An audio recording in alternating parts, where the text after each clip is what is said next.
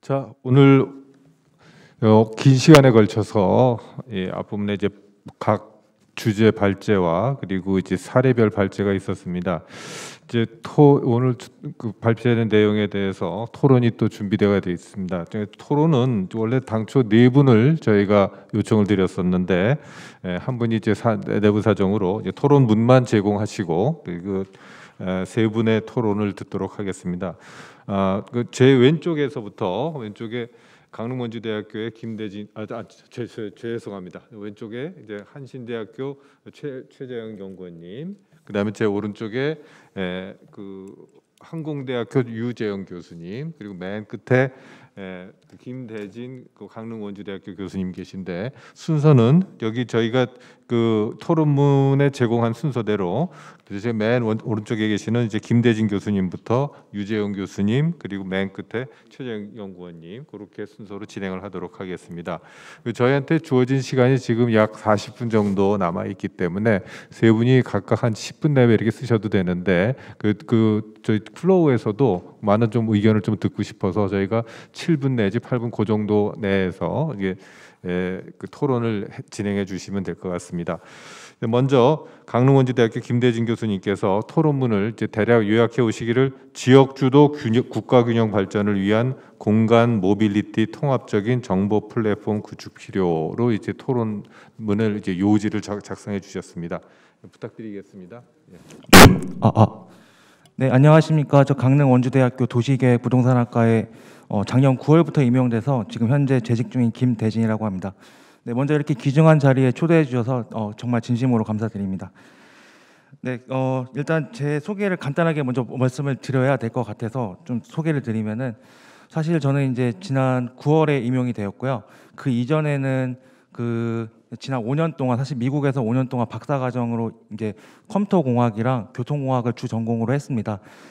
그래서 이제 여기 지금 저를 초대해 주시기로는 이제 균형발전 정보협력 포럼으로 초청을 해 주셨는데, 아무래도 오늘 주제가 특히나 이제 공간과 모빌리티 측면이라는 측면에서 이제 좀 진행이 하고 있다 보니까 저는 이제 주로 이제 제가 생각하는 교통, 그 다음에 이제 제가 사실 이제 말씀드렸듯이 이제 좀 지난 과거 5년 동안 미국에서만 공부하다 보니까 최근에는 이제 한국에서 어떻게 정보 플랫폼이 구축되고 있는지, 그 다음에 이제 모빌리티 관련된 것들이 이제 어떻게 이루어지고 있는지 사실 좀 팔로우업을 하고 있는 시점입니다.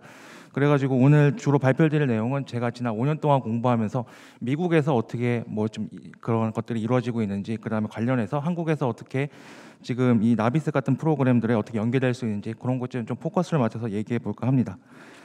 네, 그래서 이제 먼저 제가 이제 토론문을 좀 작성하면서 이제 느낀 거는, 이 작년에 사실 이제 9월에 임용이 돼가지고 학생들과 이제 그 도시지리학이라는 수업을 하게 되면서 이제 제가 다양한 그 도시 재생 사업에 대해서 이제 같이 공부를 하게 됐었는데요. 이제 뭐 다양한 그 도시 재생과 관련된 그런 그 사례들을 제가 이제 탐구하다 보니까, 특히나 뭐 예를 들어서 순천시에 있는 도시재생 사례도 보고 하다 보니까 이제 사실 성공적인 도시재생 사례로 꼽히는 것들이 주로 이제 그 지역 주민이라든지 지역 공동체 주도로 이루어지는 게 이제 특별히 이제 사업의 성공을 그 판가름하더라고요. 그래서 이제 관련해서 제가 생각한 거는, 이제 국가균형발전 그 종합정보 시스템은 특히나 이제 그런 지역 주민이라든지 공동체 역량을 강화하는 데 포커스를 맞춰야 된다고 생각합니다. 그래서 이제 관련해서는 어떻게 이제 그러한 지역 공동체라든지 지역 주민들이 정보를 얻고, 그래서 그 정보를 활용해서 실제 사업에 사용할 수 있는지가 이제 핵심이라고 볼 수 있는데, 제가 이제 이번에 기회가 돼가지고 나비스라는 시스템을 최근에 한번 열심히 한번 봤더니 일단 크게는 이제 강점도 있고 단점도 있는 것 같습니다. 강점 같은 경우에는 지금 말씀드렸던 지역 주민 혹은 공동체 역량 강화라는 측면에서 특별히 다양한 교육 콘텐츠를 제공하고 있고, 또 이제 다양한 그 도시 재생이라든지 아니면 지역 균형 발전 그 성공 사례들을 이렇게 굉장히 이제 포스팅을 잘 하고 있는 것 같더라고요. 그래서 이제 뭐 실제 지역 주민 같은 경우에도 그러한 것들을 이제 보다 보면은 굉장히 그런 역량이 강화되지 않을까라는 측면에서 굉장히 긍정적으로 바라봤습니다.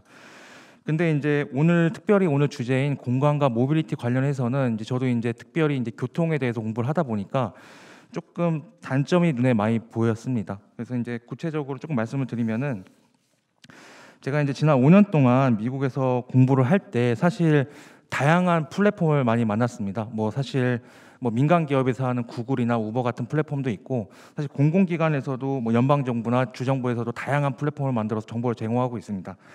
그런데 그러한 플랫폼 사업 중에서 제가 생각하는 가장 중요한 것은 일단은 그 크게는 이제 정보의 제공 역할뿐만 아니라 지식을 재생산하고 그 다음에 또 지식이 다양한 그런 그 사람들로부터 공유가 되고 또 이러한 그 플랫폼이 사실 실제 사업과 연결이 돼야 됩니다.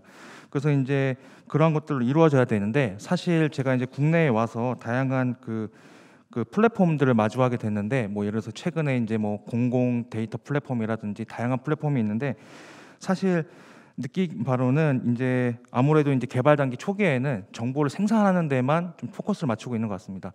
그래서 이제 찾다 보면은 실제 사람들이 원하는 데이터를 과연 얻을 수 있을까? 그래서 이제 구체적으로 느낀 거는 공공 데이터 플랫폼 같은 경우에도 이게 다양한 데이터를 제공하고 있는데 이게 정보 생산에만 초점을 맞추다 보니까 내가 원하는 정보를 찾기는 굉장히 힘들더라고요. 그래서 이제 이러한 측면에서 봤을 때 플랫폼 사업에서 가장 중요한 것 중에 하나는 그 데이터 시인성입니다. 시인성.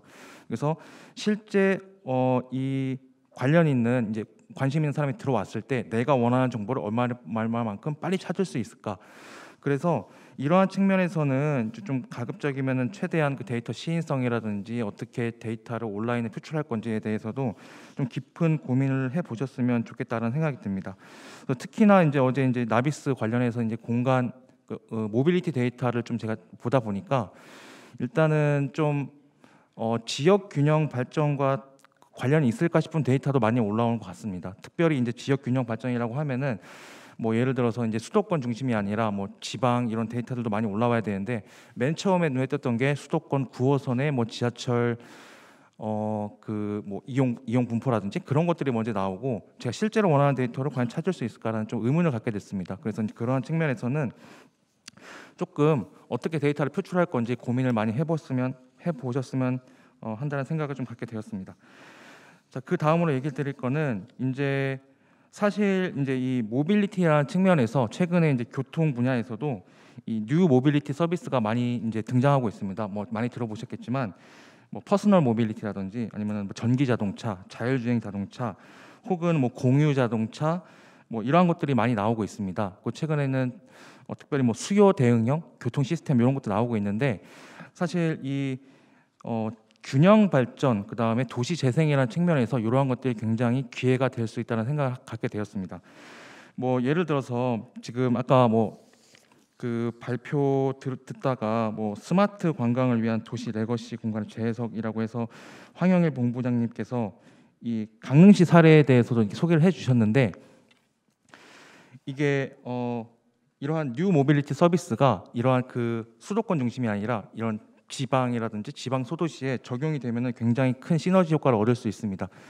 그래서 뭐 예를 들어서 그 수요 대응형 교통 시스템이라는 것들은 이제 지방에 그 대규모 뭐 버스라든지 뭐 지하철 같은 것들이 들어가기 힘든 구조에 이러한 뭐 수요 대응형 시스템이 들어간다든지 아니면 퍼스널 모빌리티가 들어가게 되면은 그런 지역 여건에 맞는 그 교통 모빌리티 시스템을 도입할 수도 있는 거고 그래서 이제 그러한 측면에서 이러한 뉴 모빌리티 서비스의 등장은 이제 그 지역 현안 및 지역 잠재성을 고려한 신사업의 기회가 있다라는 점을 제가 이제 강조하고 싶습니다.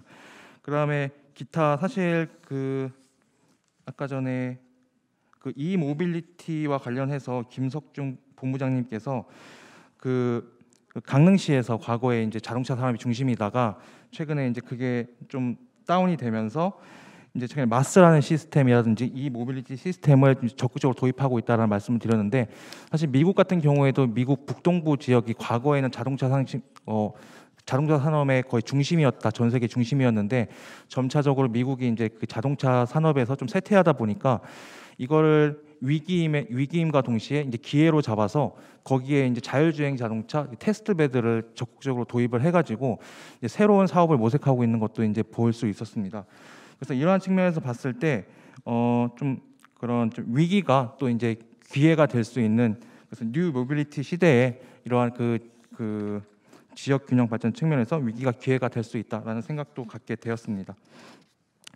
그 다음에 이제 첫 번째로 그 정성훈 교수님께서 뭐 공간 모빌리티스라는 그런 발표를 해주셨는데, 사실 저희가 이제 궁극적으로 추구하는 게 모빌리티 이제 플랫폼 구축이고, 그리고 이제 공간과 모빌리티에 관련된 플랫폼 구축을 이제 지금 계획하고 있는데, 먼저 그 정성훈 교수님께서 말씀해 주신 것처럼 먼저 그 개념에 대해서 정확히 이해를 해야 될 것 같다고 생각이 됩니다.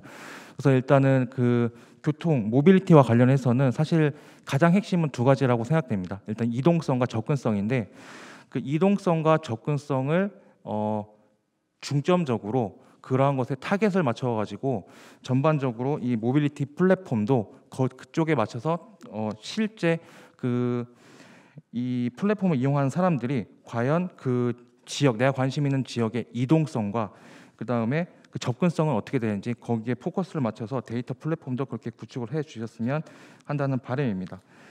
그 다음에 특별히 또 플랫폼의 개념을 얘기해 주시면서 플랫폼에는 규율이 필요하다고 말씀을 주셨습니다. 이거 굉장히 중요한 개념이고요.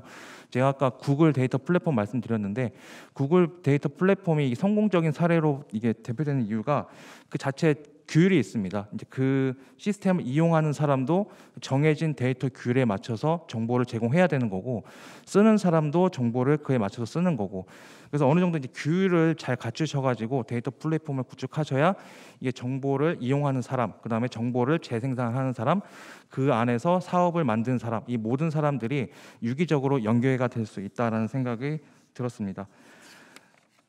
네, 그리고 이제 마지막으로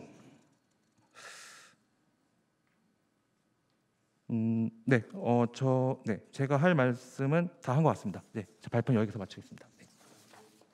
감사합니다.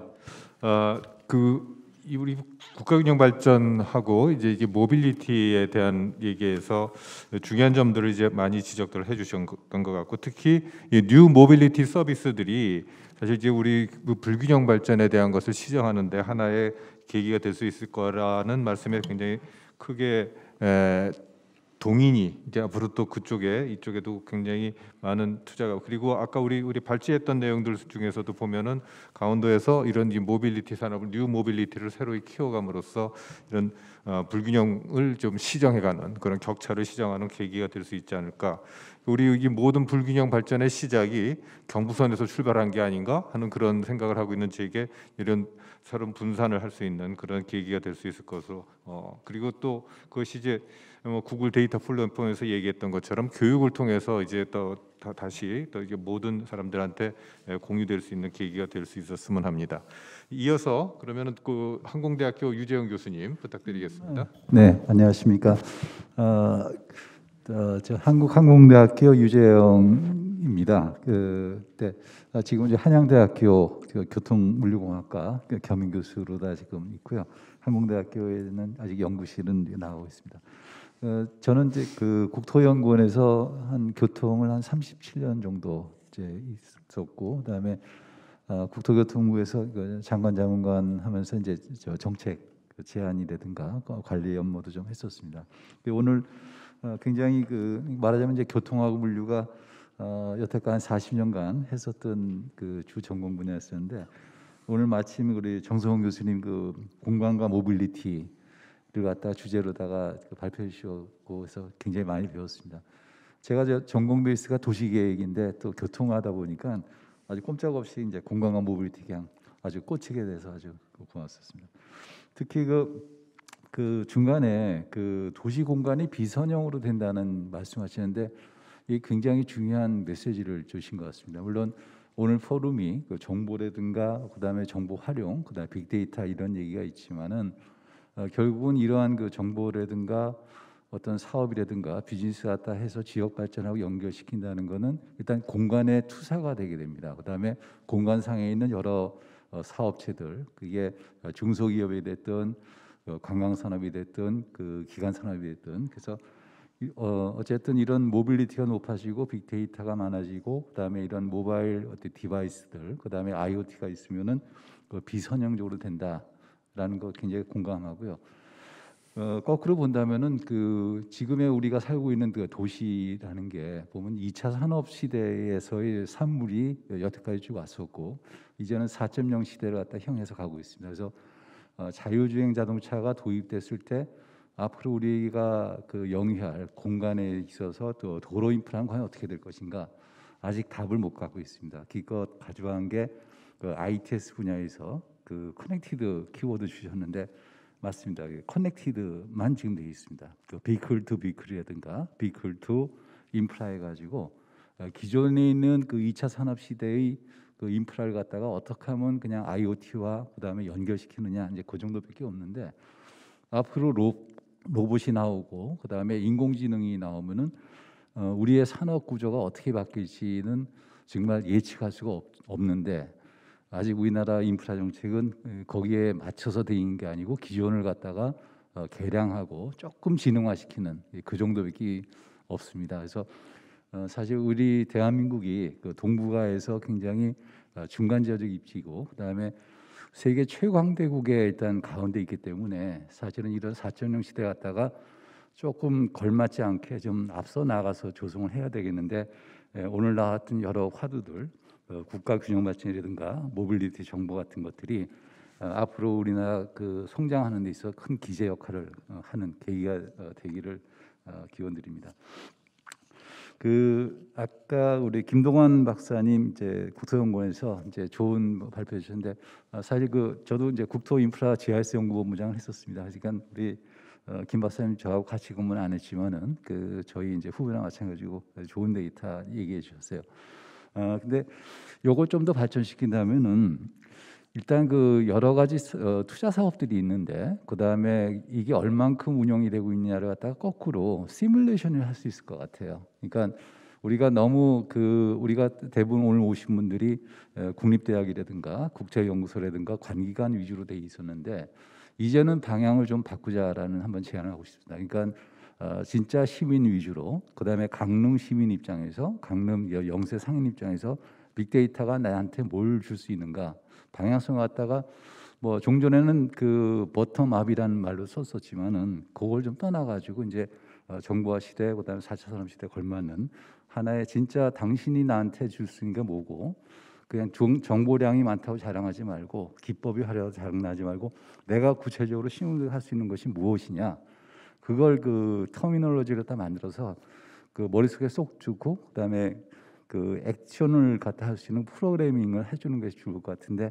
이러한 그 빅데이터들이 그 진짜 시뮬레이션 통해서 당신은 이렇게 조금만 고치면은 누구하고 사업이 비즈니스가 연계화되면 수익이 얼마큼 올라갈 수 있을 것 같아요. 그 정도 조금만 더 연결시키면 괜찮을 것 같아요. 그래서 실제적으로 지역 주민이라든가 정말 상공인들한테 올 수 있는 그런 걸 해주면은 정말 그 애정을 받으며 그다음에 무럭무럭 자랄 수 있는 이러한 어떤 균형 발전 그다음에 나비스 모델이 이제 될 수 있을 것 같습니다. 그다음에 그 아까 김석중 우리 저 강원 연구원 본부장님 그 좋은 발표해 주셨는데 그 이모빌리티 굉장히 저 동감합니다. 제가 그 서울시 따릉이 일기 그 저 자문위원장이었었습니다. 그래서 저도 이제 자전거 굉장히 좋아하고 저기 보이는 자전거가 그 강릉역에서 제가 타고 온 겁니다. 한 25분 정도 걸렸는데 한 6점 몇 킬로밖에 안 됩니다.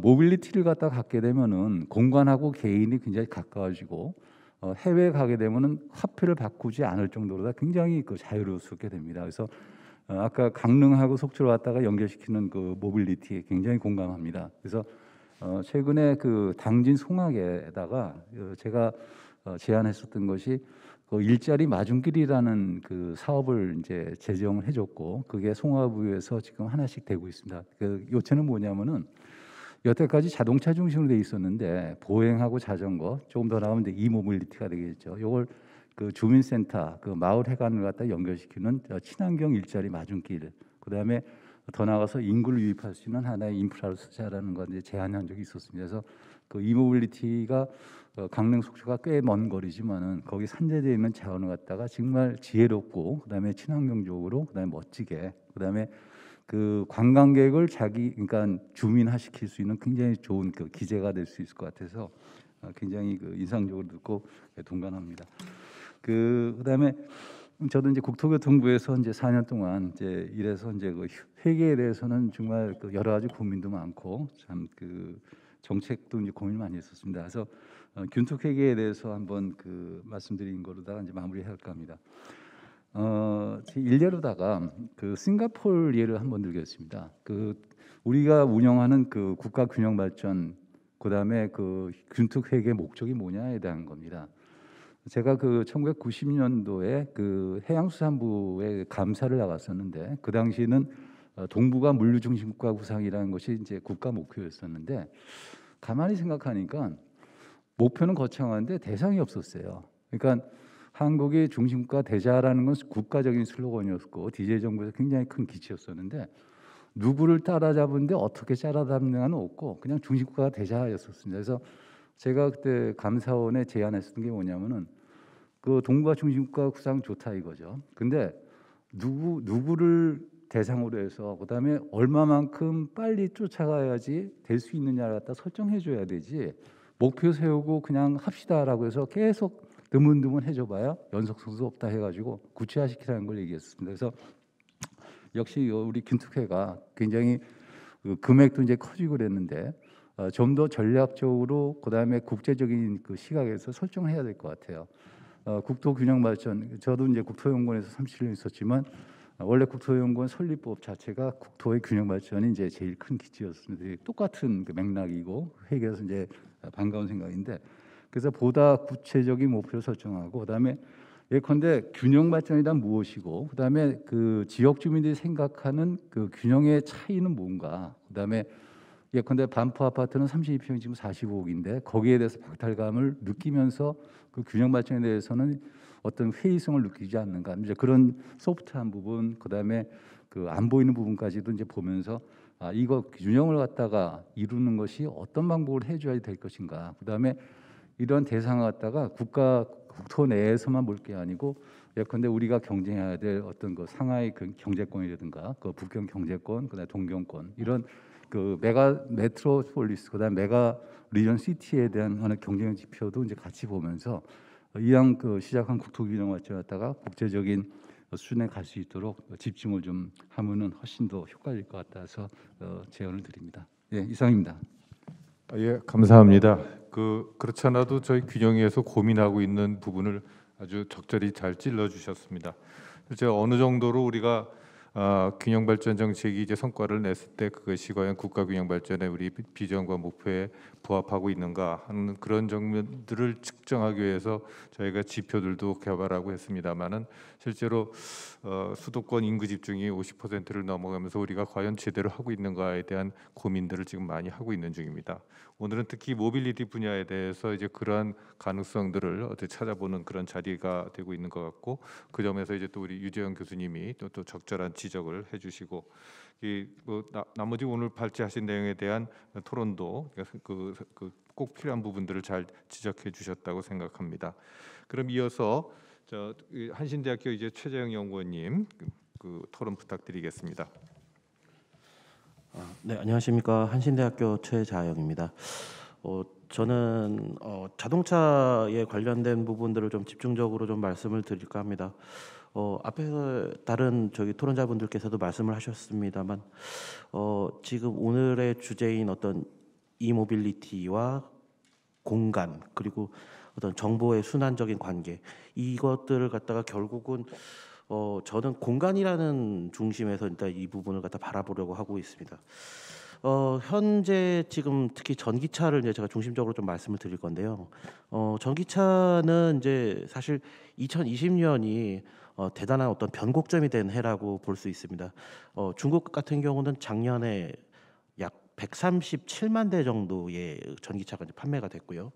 그리고 전 세계적으로 봤을 때 기존의 내연기관의 자동차의 생산량과 판매량이 급감하는 그런 현상을 보였습니다. 하지만 전체적으로 봤을 때 전기차의 생산량과 판매량은 오히려 급증한 그런 형태를 보였습니다. 단순히 판매와 생산량만 가지고서 전기차를 갖다가 이제 얘기할 수 있는 건 아닐 거라고 생각합니다. 기본적으로 어떤 소비 심리의 패턴 자체가 완전히 바뀐 거라고 볼 수 있는데요. 기존에 보여줬던 어떤 고유가에 대한 부담감 그리고 유가의 어떤 급등, 급락에 의한 어떤 그 소비 심리의 어떤 그 퇴색이라든지 이런 부분들도 분명히 볼 수 있습니다. 그래서 탄소 배출에 대한 어떤 그런 강력한 그 제재가 들어가게 됐고 그거에 대한 이제 대안으로서 이제 전기차가 이제 폭넓게 얘기되기가 시작했죠. 마침 여기서 이제 4차 산업혁명과 이제 같이 결부가 되면서 AI라든지 공유경제라든지 이런 부분들이 이제 결합이 됐고 그리고 결과적으로 봤을 때는 이 아까도 그 말씀하셨던 것 중에 마스 같은 그런 개념들은 이제 얘기가 나왔는데 최종적으로 봤을 때는 이런 부분들이 다 이제 메타버스라는 어떤 개념으로 아마 최종적으로 가게 될 것이라고 보고 있습니다. 그러니까 초월적인 어떤 그 가상현실인데 이 초월적 가상현실에 모두가 같이 접속을 해서 현실에서의 업무를 갖다가 이제 그 기능을 다 대체를 하게 되는 거죠. 그리고 이 가상현실로 접근하기 위한 가장 좋은 플랫폼이 바로 전기차다라고 보여지고 있습니다. 그래서 자율주행 레벨 5 단계에서 완전히 이제 그 운전대에 손을 놓게 되는 그 순간에 우리는 차에 누운 채로 가상현실 접속해서 사물을 본다든지 아니면은 기존에 뭐 다른 쇼핑을 한다든지 이런 형태의 것들이 이제 이루어지게 될 것이고 특히나 이제 보여지는 어떤 교육에 대한 문제들이 계속 이제 집중적으로 얘기가 나오는데 이 교육조차도 특히나 이제 사실 페이스 투 페이스의 형태의 교육이 사실 가장 효과가 있는 것이기 때문에 이런 것들도 가상현실들을 통해서 이루어질 수 있는 거라고 보여지고 있습니다. 그런데 이제 문제는 이런 개념들을 갖다가 이제 도입하는 부분도 좋지만 사실 이 전환기에 우리가 결국 어떤 식으로 산업 공간을 갖다 꾸려 나가야 될 것인지를 그 가장 중점적으로 좀 봐야 될 텐데요. 이거는 이제 뭐 다들 아시다시피 선도 기업이 이제 어디서 나오느냐 그리고 그 선도 기업을 둘러싸고 있는 생산 네트워크의 기업들이 어떤 식으로 그 전체 세계 시장에서 이 부분을 갖다 선도하는 데에 있어서 계속 노력을 해 나갈 것이냐. 그러므로 인해 가지고 이 기업들이 만들어내는 제품 그리고 기술들이 결국 표준으로 이제 잡히게 되면은 결국 산업의 어떤 경로 의존성이 지정이 되면서 전 세계의 모든 산업들이 그 기업들이 기존에 있는 그 선도 기업의 그 기업 및 기업 네트워크의 어떤 그런 방향을 갖다가 그대로 따라갈 수밖에 없는 그런 구조를 나타내게 됩니다. 그런 의미에서 봤을 때 이 전환기에 지금 우리가 해야 될 여러 가지 부분들이 사실 굉장히 많이 중요한 거라고 볼 수 있습니다.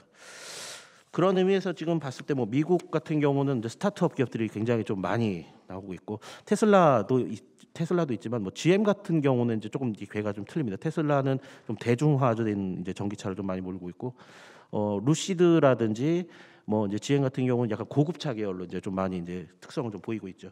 유럽 같은 경우는 굉장히 좀 빠르게 보급률이 좀 늘어나고 있는 편이기도 하지만 또 그쪽 같은 경우는 이제 그 소비적인 어떤 심리가 굉장히 좀 전기차에 대해서 굉장히 좋은 반응을 보이고 있습니다. 그래서 노르웨이 같은 경우는 이미 전기차 보급률이 50%가 넘은 현황을 보이고 있고 2025년부터는 아예 그 내연기관차가 이제 판매가 금지되어 있습니다.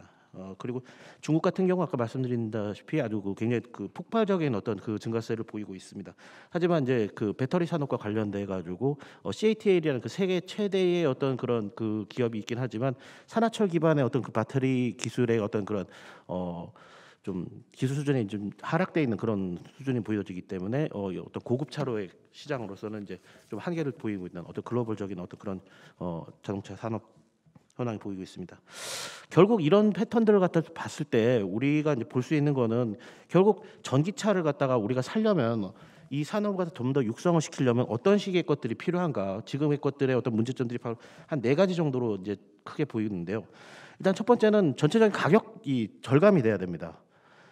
배터리를 갖다가 이제 계속 얘기하는 게 일론 머스크도 이제 그런 얘기를 했지 않습니까? 배터리를 50% 이하로 가격으로 떨어뜨리겠다.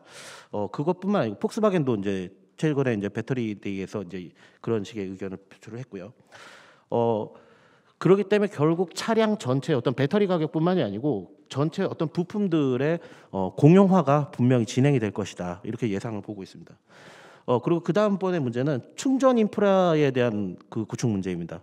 지금의 우리나라의 어떤 그 급속 충전기를 하는 공용 충전소를 많이 늘리고 있기도 하지만 전기에 대한 어떤 그 가격 부담은 사실 그 소비자들 입장에서 상당히 그 민감한 문제일 수밖에 없습니다. 그렇기 때문에 아파트나 그 전봇대 같은 곳에다가 이동형 그 완속 충전기를 갖다가 좀 더 많이 그 보급을 해서 자유롭게 그 전기차를 갖다가 충전할 수 있는 어떤 그런 시스템을 만들어주지 않는 이상은 지속적으로 이런 부분에 대해서 충돌이 일어날 거라고 생각을 합니다. 그리고 세 번째는 이제 배터리 기술 자체에 대한 부분인데요. 자동차, 전기차의 가장 핵심은 이제 크게 이제 두 가지라고 얘기를 하는데 이제 그 자동차의 이제 그 가장 메인이 되는 AP, 그러니까 그 가장 CPU라고 해당되는 이제 가장 중요한 부분이고, 그리고 두 번째가 이제 배터리라고 볼 수 있습니다. 근데 지금의 배터리는 분명히 좀 문제가 좀 많이 있죠. 그래서 이 부분이 이제 결국은 이제 전고체 배터리로 이제 전환되는 순간이 이제 곧 올 거라고 생각을 하고 있고, 그에 대한 기술들도 많이 개발을 하고 있는 걸로 알고 있습니다. 하지만 이 전고체 배터리를 갖다가 이제 결국 누가 개발을 해내느냐, 시장을 누가 선도하느냐에 따라서 그리고 배터리 산업에 같이 연관되어 있는 기업들이 어떤 식으로 팔로우해서 이 기술들을 갖다 선행 기술을 갖다가 습득을 할 것이냐는 굉장히 중요한 문제가 될 수 있습니다. 그리고 방금 전에 또 말씀드렸던 어떤 차량용 반도체 자체도 지금 최근 뉴스에서 굉장히 좀 많이 나오고 있는데요. 지금 전체 시장 자체에 굉장히 어떤 그 리스크들이 굉장히 좀 많이 발생을 했습니다. 뭐 공장이 뭐 불에 탄다든지 지진이나 뭐 이런 것들로 인해서 굉장히 지금 생산량 자체가 부족한데, 사실은 어떻게 보면은 기술 개발에만 우리가 너무나 집중한 나머지 수요를 갖다가 정확하게 예측하는 부분이 좀 서툴렀다라고 볼 수 있습니다. 폭발적인 어떤 그 수요의 증가를 갖다가 대비하지 못한 부분은 확실히 좀 큰 문제가 있다고 보여집니다. 그래서 요 크게 이제 네 가지 부분으로 이제 문제를 볼 수 있는데요. 이 문제를 갖다 이제 해결하는 방식은 여러 가지가 있을 겁니다. 근데 이제 우리는 오늘 공간에 대한 얘기를 하고 있으니까 근본적으로 이 부분을 해결하는 데 있어서 가장 좋은 건 아까 나왔던 이제 교육 같은 부분이 될 수 있겠습니다. 기업 내에서 선행 기술을 연구하고 그리고 그 기술을 적용해가지고 제품을 만드는 어떤 그런 전문 인력들을 갖다가 계속 지속적으로 생산해주고, 그리고 그 인력들을 갖다가 결국 교육을 시키는 과정을 통해서 계속 순환이 되는 거거든요. 그리고 그 인력들은 지역 내에 뿌리 내림으로 인해 가지고 그 소비를 하게 되고, 그리고 소비는 다시 세금으로 돌아와서 지역 내 환원이 되는 어떤 그 선순환적인 구조를 갖다가 우리가 계속적으로 유지를 하려고 노력을 많이 하고 있습니다. 하지만 여기서 가장 핵심은 뭐냐면은 기술을 선도하는 그 기업, 그리고 전체적인 기업을 마스터 플래닝 해가지고 그걸 뿌려줄 수 있는 컨트롤 타워가 정말 필요합니다. 이 부분에 대해서 많은 부분들을 얘기를 하고는 있지만 사실상 정책 부분을 이렇게 들어가서 보면은 이게 개별적으로 나열이 돼 있는 거는 확실히 잘 나와져 있는데, 이게 좀 이렇게 뭔가 이렇게 뭉쳐져 가지고 짜임새 있게 어떤 프로세스가 이렇게 쭉 진행되는 그런 부분들은 보기가 참 좀 어려운 것 같아요. 그래서 그런 부분들을 갖다 좀 집중적으로 우리가 앞으로 좀 지금의 이 전환기에서 가장 좀 신경을 써서 앞으로 준비를 해야 될 그런 미래라고 좀 생각을 합니다. 이상 마치겠습니다. 감사합니다.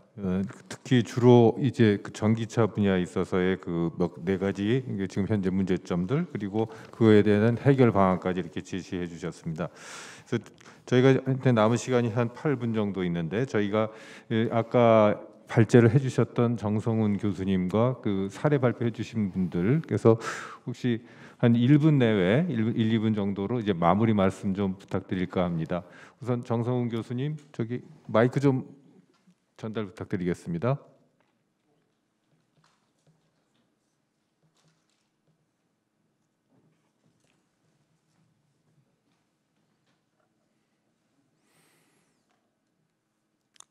매우 수준 높은 발제에 이어서 또 역시 거의 못지않은 이제 토론들이 계속 진행됐고, 거기에 대한 이제 마무리 말씀 좀 부탁드리겠습니다. 예, 감사합니다. 진짜 우리 이기원 교수님께서 말씀하셨다시피 굉장히 수준 높은 토론이어서 제가 어떻게 말씀을 드려야 될지는 잘 모르겠습니다만, 아까 못다한 얘기 중에 그 나비스 부분입니다.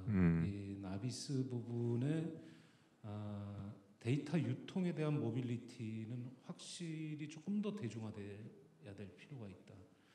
전문가들이 볼 때도 굉장히 좋은 데이터들입니다. 사실은 정말 살아있더라고요. 매일매일 업데이트가 되고 통계가 매일 업데이트될 필요까지는 없죠. 물론 그러면 훨씬 좋은데 그 정도만 해도 굉장히 우리가 그 대중적으로도 중요성을 갖고 있는데, 문제는 이것이 어떻게 그 우리나라 국민들한테 또 우리나라 이제 대중들한테 어떻게 그 유통이 돼야 되느냐가 이제 굉장히 중요합니다.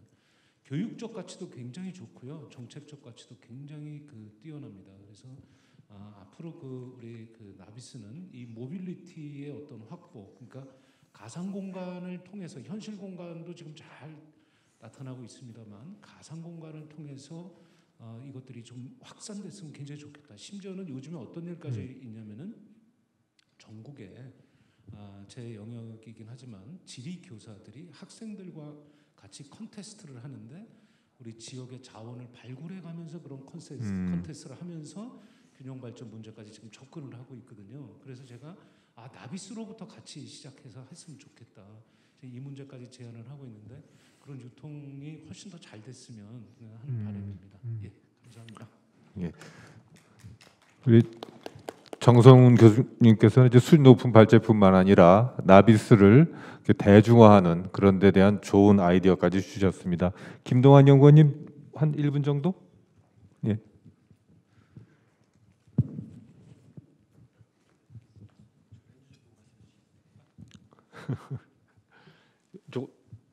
화면을 보시고 예. 예, 국토연구원 김동환입니다. 오늘 주제가 이제 공간과 모빌리티입니다만, 저는 사실은 모빌리티를 직접적으로 연구하진 않고 또 오늘 제가 오늘 소개해드린 주제도 모빌리티보다는 좀 공간 쪽에 방점을 둔 사례를 소개시켜드렸는데요. 그럼에도 불구하고 오늘 모빌리티와 관련된 여러 좋은 사례를 들을 수 있게 돼서 무척 감사드리고요. 앞으로 기회가 된다면 또 나비스를 통해서 공간과 모빌리티라는 주제를 가지고 균형 발전에 시사점을 낼 수 있는 연구를 좀 진행하기를 희망합니다. 그리고 유재현 교수님께서 말씀 주신 그 공간 빅데이터 관련해서 좀 시민 중심의 지역 또 주민 중심의 그런 키워드를 가지고 계속 발전시키는 연구를 할 수 있고 그런 주제들을 나비스를 통해서 공유할 수 있도록 하겠습니다. 감사합니다. 네, 감사합니다. 이어서 김석중 연구본부장님. 네, 오늘 그 공간과 모빌리티를 하면서 또 데이터에 대한 중요성에 대해서는 이야기들을 좀 많이 해주셨어요. 사실은 그래서 그 지금은 어찌 보면 데이터를 갖다가 종속적으로 BC 카드라든지 그런 데서 우리가 무조건 사야만 되는 지금 그런 입장이잖아요. 그래서 사실은 모빌리티 아까 이제 마스 시스템을 구축을 할 적에 지금 이제 도하고 근본적으로 얘기를 하려고 하는 부분은 강원 상품권을 갖다가 상시적으로 외부인들이 그걸로 결제를 할 적에는 할인을 하자. 그리고 그 대신 그 사람들이 강원도의 그 모빌리티를 타고 돌아다니는 그 모든 데이터를 우리가 수집을 하고 체계적으로 축적을 하게 되면 언젠가는 사실은 이 데이터의 주체가 강원도가 될 수 있다라고 하는 사실은 생각이 들어서요. 오늘 이 공간과 모빌리티 그리고 데이터 이 부분이 지역 안에서 함께 움직이는 어떤 그런 날이 오기를 기대하겠습니다. 이상입니다. 감사합니다. 자, 저기 우리 그 강원도의 균형 발전 업무를 이제 총괄하고 있는 균형 발전과의 민태용 연구관 나와 계신데 또 한 1분 정도 그 도에서 어떻게 이 균형 발전과 연관해서 정책을 펴가실 것인지.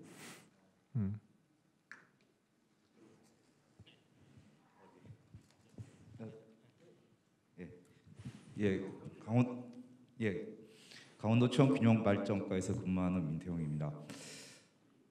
일단은 균형 발전과 관련된 업무는 한 10년 정도 했고요. 그리고 이 나비스가 만들어지기 전까지의 여러 가지 과정에 관련된 부분들 그리고 거기서 저희들이 균형 발전 정책과 우수 사례와 관련된 부분들은 각 시도에 있는 연구원들이 충분히 많이 살펴보고 각 시도의 균형 발전 정책을 수립하고 그리고 그런 사업들을 추진하는 데 있어서 가장 중요한 그 사례들을 보고 저희들이 많은 그 고민을 하고 이러한 것들을 여기서부터 보아왔습니다.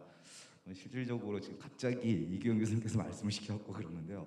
그리고 또 실내적으로 조금 전에 이어진 센터장께서도 강원도의 균형 발전 관련된 여러 가지 사업들에 대해서도 얘기를 해주셨는데 저희들이 작년도 강원도 지역 균형 발전 기본 계획을 수립하면서 여러 가지 형태의 어떤 데이터들, 그러니까 균형 발전 지표를 만들어내기 위한 여러 가지 데이터들을 가지고 상당히 많은 고민을 했었습니다.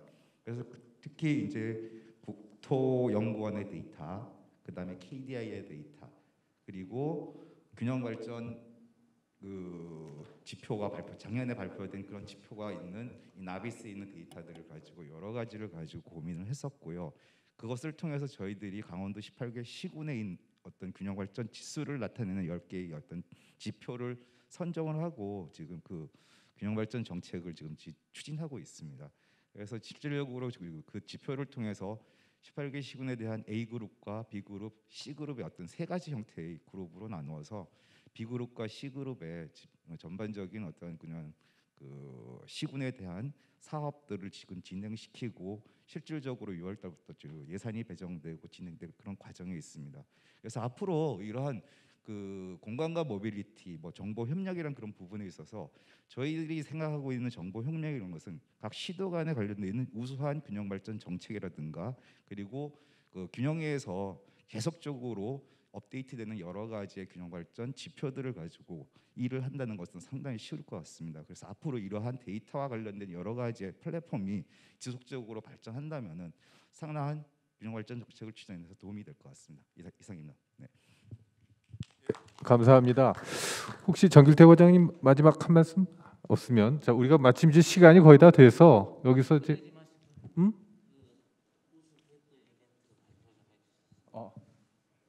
내가 예 주세요.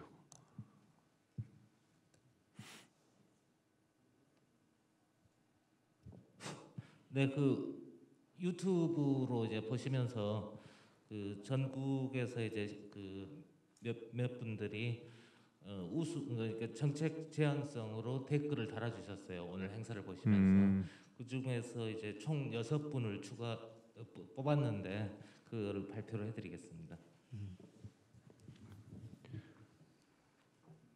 자, 여기 1등, 2등 이건 아니죠? 1번 피자 치킨 버거가 당선되셨고요. 그 다음에 이준호님, 그리고 세 번째는 징조우님, 그 다음에 네 번째는 망고와 방구석 라이프, 그 다음에 다섯 번째는 미셸 리 KRMKT라고 괄호쳐 표현이 되어 있습니다.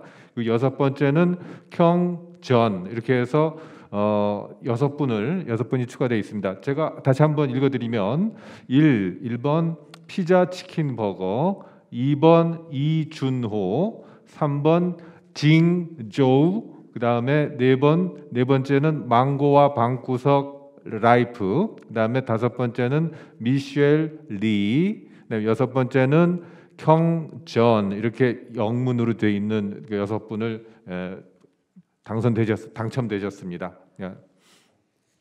마이크 넘기겠습니다. 예, 그리고 오늘 그 이 자리에 토론에 또 끝까지 그 남아 계신 분들 그 3열 이하인데요.